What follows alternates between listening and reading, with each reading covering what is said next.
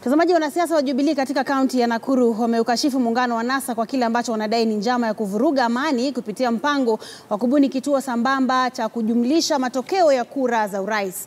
Na katika kaunti ya Embu, mwaniaji wa ugavana kupitia chama cha Jubilee Cecily Mbarire amezindua mgombea mwenza.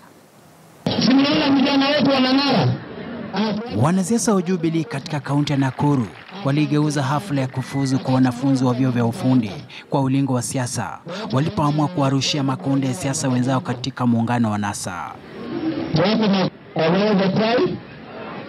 Wakiongozwa na mbunge wa Bahati Kimani Ngunjiri na mgombeaji wa ugavana Lee Kinyanjui, wanasiasa hao walidai NASA unapanga kuitumbukiza nchi hii katika machafuko. Mimi nasema Kimani Ngunjiri afadhali nikose kiti, lakini mtu asimwage damu Bahati. Huwezi kuwa wewe una compete na pia wewe ndio unataka kuwa judge.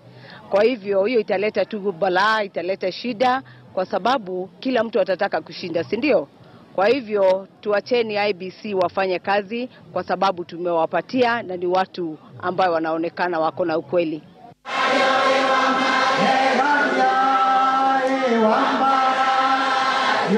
Na katika kaunti ya Embu, siasa za Jubilee ziliendelea.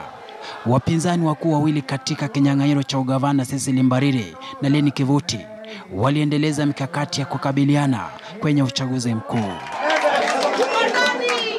Cecily Mbarire alimzindua Dickson Murunguma kwa mgombea mwenza katika kinyang'anyiro hicho cha mwezi Agosti.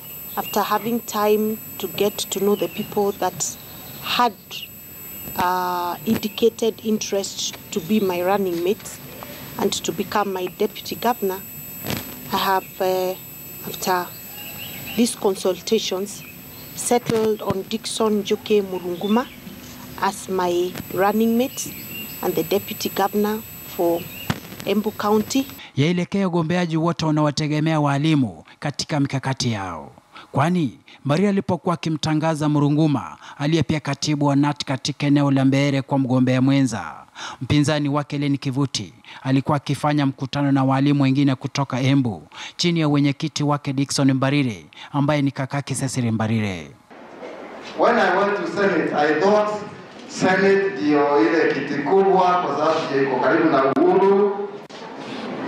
Ukiwa pale ndio utaleta mali upatie gavana, ndio mpange na gavana mfanye kazi na watu ya county. Mnanielewa? They did not work that way.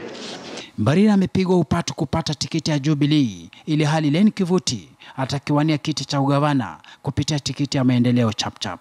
Shadrack Miti, KTN News.